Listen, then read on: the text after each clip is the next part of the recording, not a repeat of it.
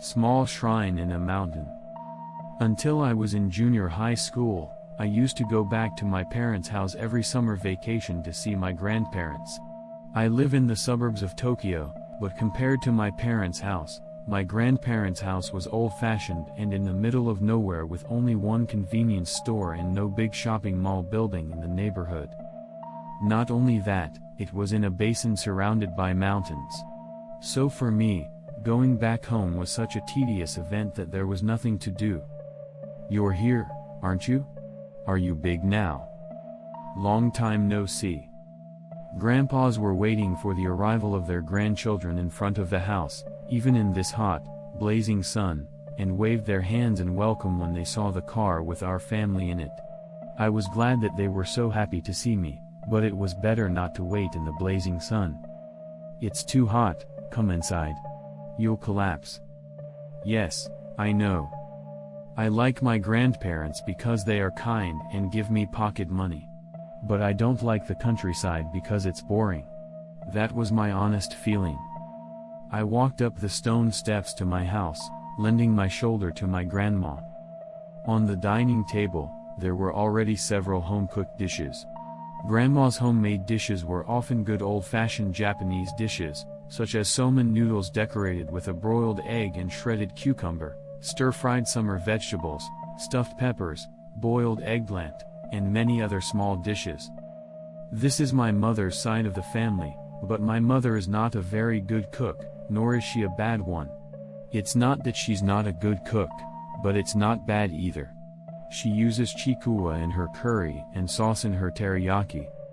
When she made me drink a drink with pickled plums and lemon to compete with the honey lemon, I almost threw up from the sourness and bad taste. For me, my grandma's home cooking was a treat comparable to a full-course meal at a ryote, Japanese-style restaurant. After lunch, my father's words made me decide to go out to visit the graves. The cemetery where my mother's ancestors are buried is less than a 5-minute drive from our house, and it is built on a hill about a 5-minute walk from where we parked our car at the foot of the mountain. Every year, I climb up the unpaved dirt road, which is one of my least favorite events, because the only foothold is a brick staircase that looks like it was built by amateurs on top of the dirt that was cleared by hand. In addition, there were many insects in the mountains. How could the old men go to such a remote place?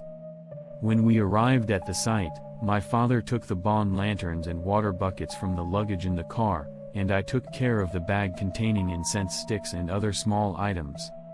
My mother grabbed a fan and bug spray, and we were all ready to go. It was not that steep, but it was a good height to climb up to the cemetery, which was a little further up the hill.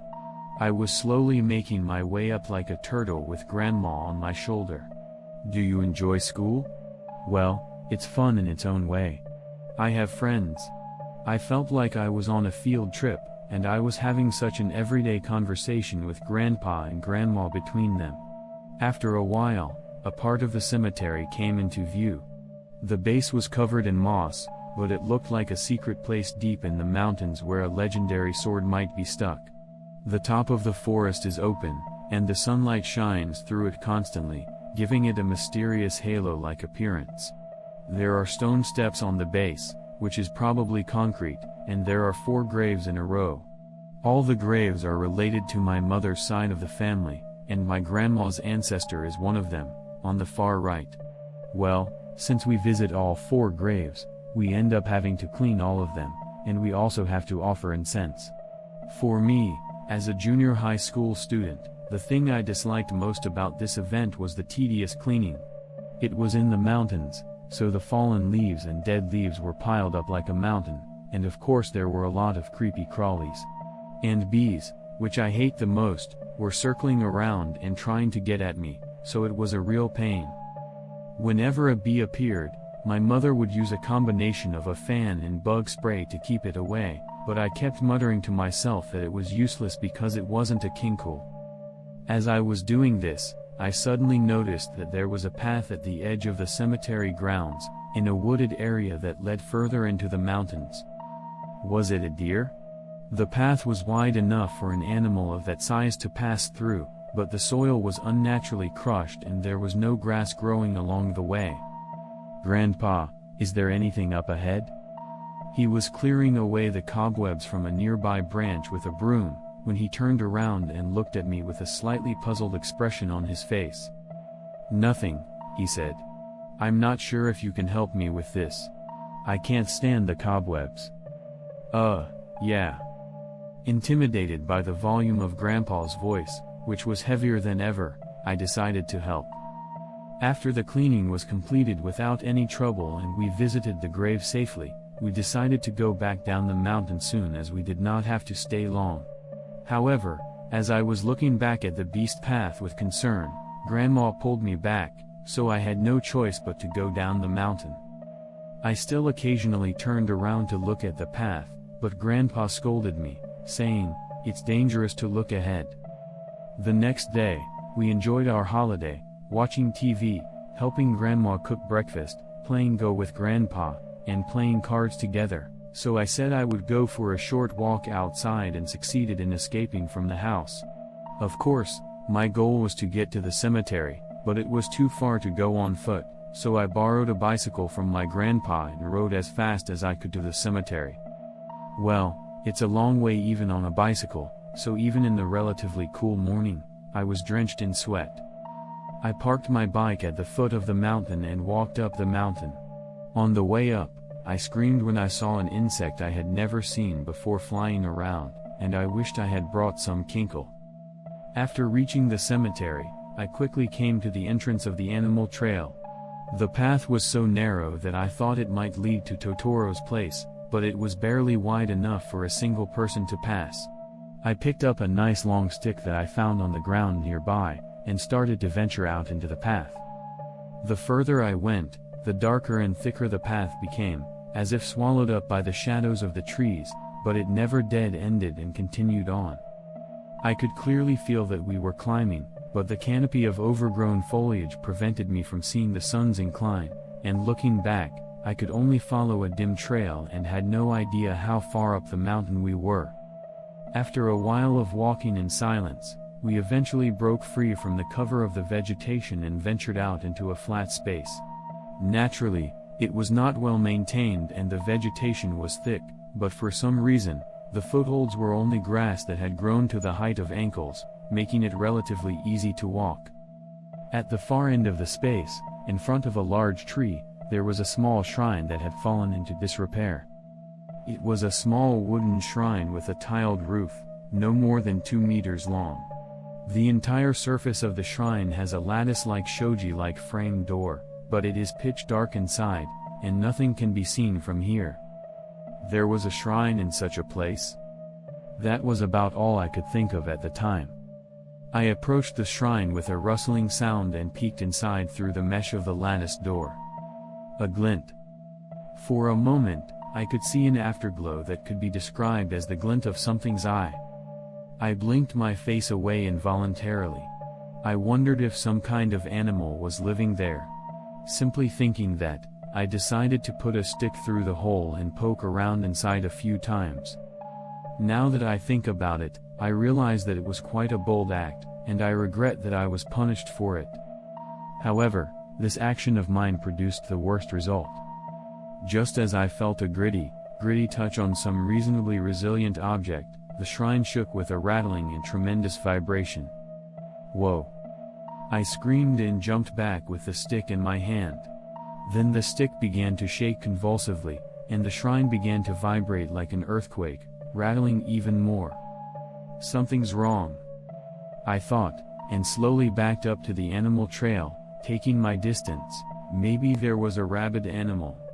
If it jumped out, I would run away immediately. As I was bracing myself for this, one side of the double doors of the shrine slowly opened with an unpleasant jive sound. It seems that some kind of animal has taken up residence here after all. I stare at the shrine without regard to my bloodshot eyes, ready to deal with anything that comes my way. A white, skinny, stringy-looking hand came out, gripping the edge of the shrine. A hand? It looks human, but is it a monkey or something? While I was thinking this, another hand came out of the darkness, this time gripping the edge of the floor. The arm, which gives the impression of being slimy, extends further from the shrine to the ground, but its length is unusual. The length of the arm alone already exceeded the total length of the shrine, and I instinctively shuddered. And just as I stepped onto the beast path, the man finally emerged from the shrine. His upside-down face, with long black hair hanging down like a beard, was bathed in sunlight, and he turned to face me in an instant, snapping like a bird. The man, whose pure white blood-colored skin is only recognizable by his smile, opened his mouth wide and let out a voice like a low-pitched musical instrument. "Oh!" In contrast, I screamed. Screaming, I turned back to the beast road and ran down the narrow road as fast as I could. I fell down several times on the way down, but quickly got up and ran, looking only ahead. From time to time, I heard a rustling sound, like rustling grass and trees at a tremendous pace, coming from everywhere. Then, from all directions came the wailing of a slightly sad lamentation, "Oh oh oh oh. Ooh." The constant strange noises coming from behind me stirred my frustration, but I never looked back, kept my mouth shut tight like a M and thought only of the descent. Then I saw the light beyond the canopy of overgrown vegetation. As I ran out to the cemetery where my ancestors were laid to rest, I rolled over grandly and laid down on the ground in a big heap. With palpitations and shortness of breath keeping me busy, I raised my upper body and turned around to look back at the beast road. My heavy breathing is bothering me, and I stare around at the mountains around the trail, relieved to see that he's not chasing me. After catching my breath, I decided to put my hands together somehow, partly due to the awkwardness of being eye to eye with a grave in a cemetery for the first time. As I stood there, facing the grave without going up to the foundation, I noticed something white in the thicket behind the grave and my eyes wandered in that direction. It was that creature from the shrine, with its upside-down face facing me from between the trees. I also noticed that its body, which was connected to its face, was crawling on its side like a spider, and its arms and legs were bent at right angles. I was horrified to see that it was not a natural animal, but a human-like creature except for its face and limbs, which were upside down.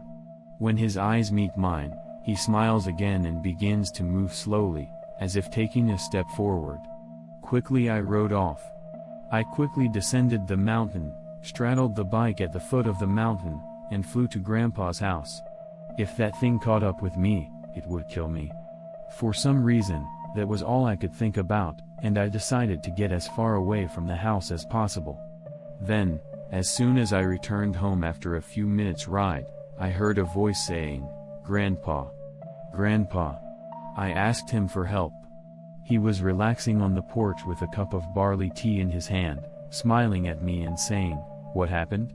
He put down his cup, put on his sandals, and ran out into the yard, grabbing me by both shoulders. "You went over there," he yelled at me in a terrific manner.